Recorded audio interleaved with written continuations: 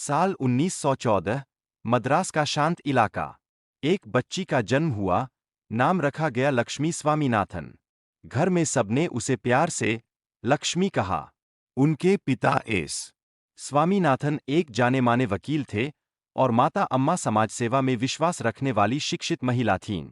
लक्ष्मी के घर में शिक्षा, समानता और सेवा का माहौल था। बचपन से ही वह देखती थीं कि उनके माता-पिता दूसरों की मदद करते हैं, गरीबों को खाना खिलाते हैं और अन्याय के खिलाफ आवाज उठाते हैं। यही संस्कार उनके मन में गहराई तक बस गए। लक्ष्मी बहुत तेज बुद्धि की थीं।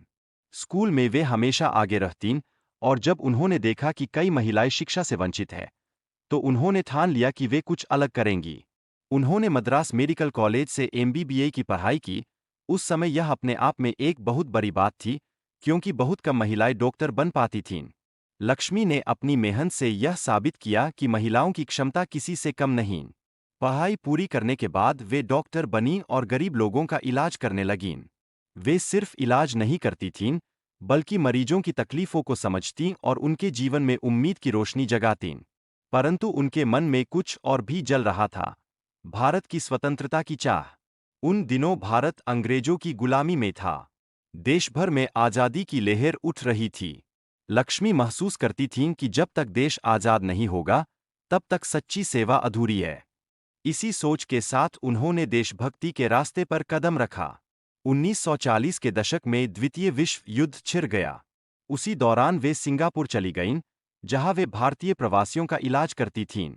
सिंगापुर में भारतीयों का एक बड़ा समुदाय था, जो ब्रिटिश राज से आज़ादी चाहता था। यहीं उनकी जिंदगी ने नया मोड़ लिया। 1942 में नेताजी सुभाष चंद्र बोस सिंगापुर पहुंचे। उन्होंने आज़ाद हिंद फौज की स्थापना की और कहा कि भारत की स्वतंत्रता की लड़ाई सिर्फ पुरुषों की नहीं, महिलाओं की भी है। नेताजी ने एक महिला रेजिमेंट बनाने का विचार रखा, रानी झांसी रेजिमेंट।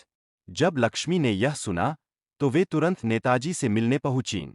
नेताजी ने उनसे पूछा, क्या आप इस सेना का नेतृत्व संभालेंगी? लक्ष्मी ने बिना एक पल सोचे कहा, मैं तैयार हूं, नेताजी।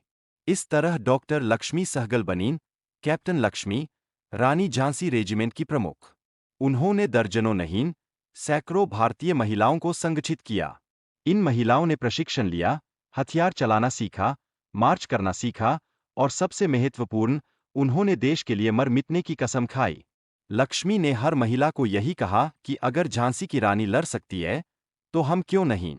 आज़ाद हिंद फौज ने अंग्रेजों के खिलाफ कई मोर्चों पर लड़ाई लड़ी। लक्ष्मी खुद भी मोर्चे पर जातीं, घायल सैनिकों का इलाज करतीं और हिम्मत बंधातीं। उन्होंने डॉक्टर, सैनिक और नेता, तीनों भूमिकाएं निभाईं।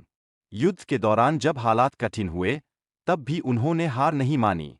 1945 में जब आज़ाद हिंद फौज पर ब्रिटिश सेनाओं ने कब्जा किया, तो लक्ष्मी को गिरफ्तार कर लिया गया। उन्हें जेल में डाल दिया गया, पर वहां भी उन्होंने बीमार कैदियों का इलाज किया। वे हर पल अपने देश के लिए कुछ करने की सोचती रहीं। जब 1947 में भारत आज़ाद हुआ, तो लक्ष्मी भारत लौटीं। अब वे कैप्टन लक्ष्मी नहीं, बल्कि डॉक्टर लक्ष्मी सहगल बन चुकी थीं।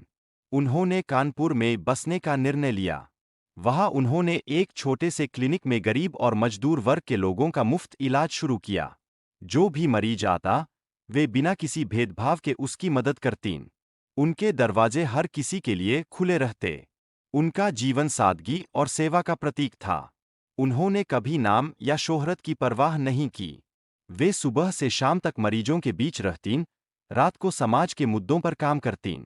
उन्होंने कई बार सरकारों की नीतियों पर सवाल उठाए, जब उन्हें लगा कि गरीबों के हक छीने जा रहे हैं। वे कम्युनिस्ट पार्टी ऑफ इंडिया, मार्क्सवादी, से जुड़ी और सामाजिक न्याय के लिए निरंतर काम करती रहीं। 2002 में, जब देश में राष्ट्रपति चुनाव हुए, तो विपक्षी दलों ने उन्हें अपना उम्मीदवार बनाया।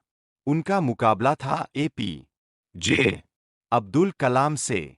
भले ही वे चुनाव हार गईं, पर पूरे देश ने उन्हें अपार सम्मान दिया। लोगों ने कहा, यह हार नहीं, एक डॉक्टर का देश के दिल में जीतना है। लक्ष्मी सहगल का जीवन बहुत सादगी भरा था। वे कभी विलासिता में नहीं रहीं। उनका सारा ध्यान बस इस बात पर रहता कि इंसानियत जिंदा रहे।